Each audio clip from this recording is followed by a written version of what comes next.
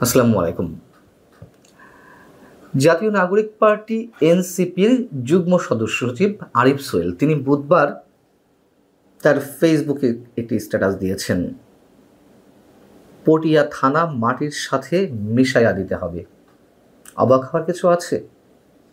যেখানে সেনাবাহিনীর ক্যান্টনমেন্ট গুড়িয়ে দেওয়ার মাটির সাথে মিশিয়ে দেওয়ার হুমকি আসে, প্রকাশ্যে এসব কথা বলা হয় দিনের পর দিন, বিপরীতে কোনো ব্যবস্থা নেওয়া হয় না, সেখানে তো থানা কোন ছাড়, একেবারে মামুলি বিষয় মাটির সঙ্গে মিশিয়ে দেওয়া, তাই না অনেকের পক্ষে, এবং সেই শক্তি নিশ্চয় তাদের আছে।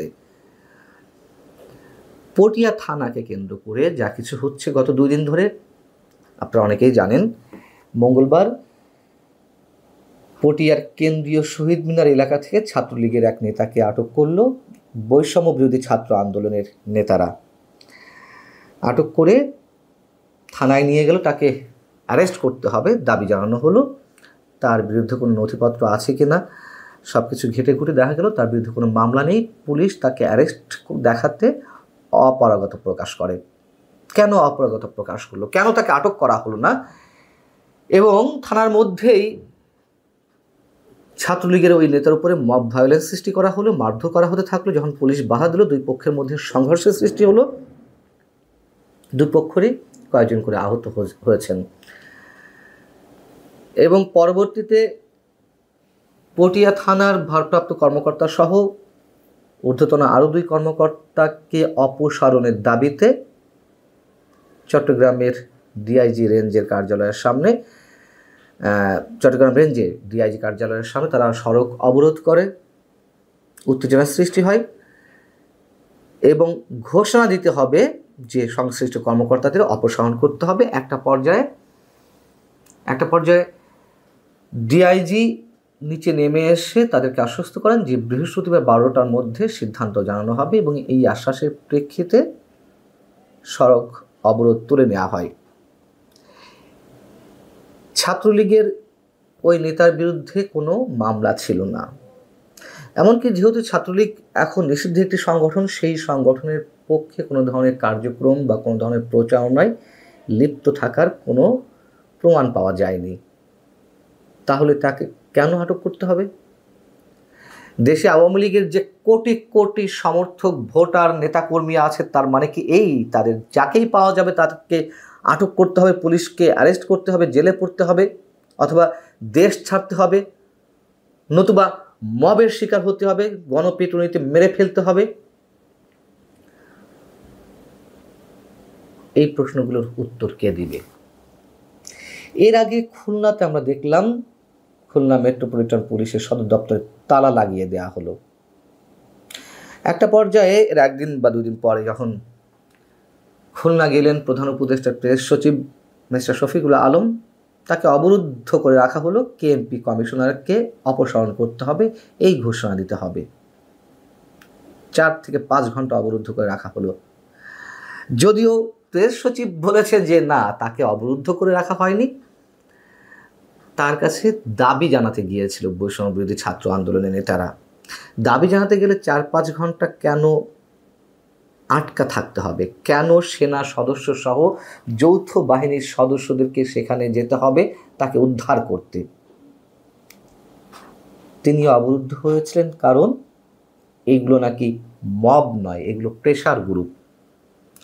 উৎসাহ উদ্দীপনা যেখান থেকে যতটুকু যা পাওয়ার সেটুকু তারা পাচ্ছে, কোনো কমতি নেই।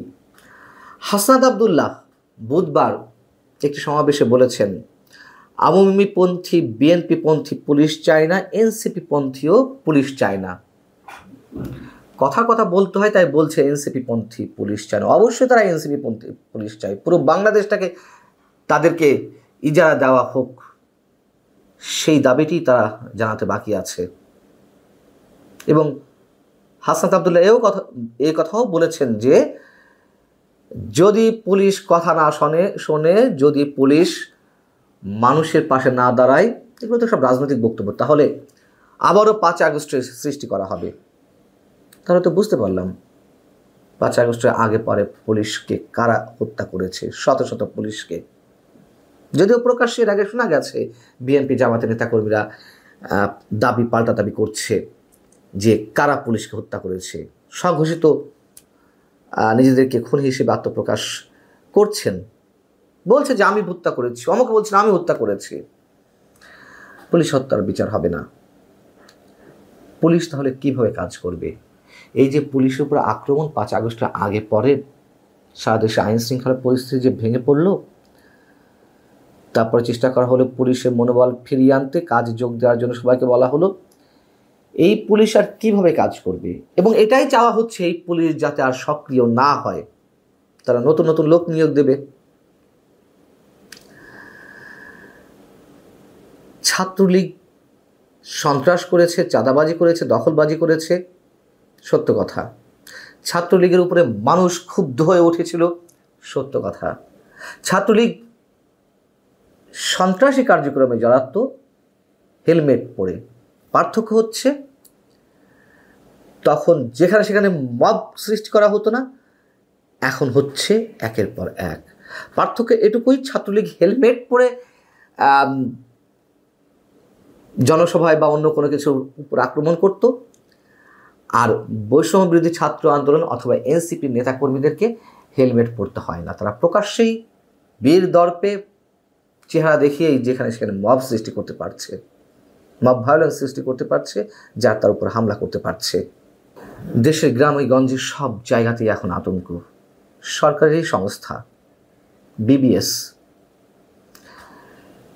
তারা অতি সাম্প্রতিক একটি জরিপ চালিয়েছে। সেই জরিপে দেখা যাচ্ছে শহর এলাকার অর্ধেকের বেশি নাগরিক এখন প্রতিনিয়ত আতঙ্কের মধ্যে থাকেন। তাদের এই সংখ্যাটি 50.55%। অর্ধেকের বেশি নাগরিক এমন আতঙ্কে রয়েছেন যে তাদের অনেকে ঘর থেকে বেরোনোটাও নিরাপদ মনে করেন না। এমনকি 8% মানুষ তারা নিজের ঘরে থাকতেও, সন্ধ্যার পরে নিজেদের ঘরে থাকতেও অনিরাপদ বোধ করেন এবং বাড়িঘর ভাঙচুর, চুরি, ডাকাতি এসবের ভয়ে থাকেন একটা ব্যাপক অংশের মানুষ। খোদ সরকারি সংস্থা তারা এই জরিপে বলছে। বুধবার চট্টগ্রামে বৈষম্যবিরোধী ছাত্র আন্দোলন এবং এনসিপির নেতাকর্মীরা যে সড়ক অবরোধ ঘন্টার পর ঘন্টা করে রাখলো, জনভোগান্তির সৃষ্টি করলো, তাদেরকে বোঝাতে গিয়ে অবরোধ তুলে নেওয়ার জন্য সেনা সদস্যদের যে অনুরোধ ছিল, সেখানে সেনা কর্মকর্তাদের বলতে শোনা গেছে, মাইকিং করতে শোনা গেছে, আপনারা যা শুরু করেছেন তাতে মানুষের সমর্থন হারাবেন। সমর্থন তো এই মুহূর্তে একেবারে তলানিতে গিয়ে পৌঁছেছে। কেউ প্রকাশ্যে হয়তো তেমনভাবে প্রতিবাদ করতে পারছে না, মানবাধিকার কর্মীরাও একেবারে চুপসে গেছেন, কথিত সুশীল সমাজকে দেখা যাচ্ছে না। অতএব মানুষ এখন ভিতরে ভিতরে ক্ষুব্ধ হচ্ছে। এর স্ফুলিঙ্গ ছড়াতেও সম্ভবত সময় লাগার কথা নয়, এর আগের অভিজ্ঞতা আমাদের বলে। যেভাবে মব ক্রিয়েট করা হচ্ছে, ডক্টর ইউনূস সাহেব মনে করেছেন যে তাদের উপরে ভর করেই তিনি টিকে থাকবেন। তার উপরে যে মব ভায়োলেন্স সৃষ্টি হবে না, সেটি তিনি নিশ্চয়তা দিতে পারবেন তো?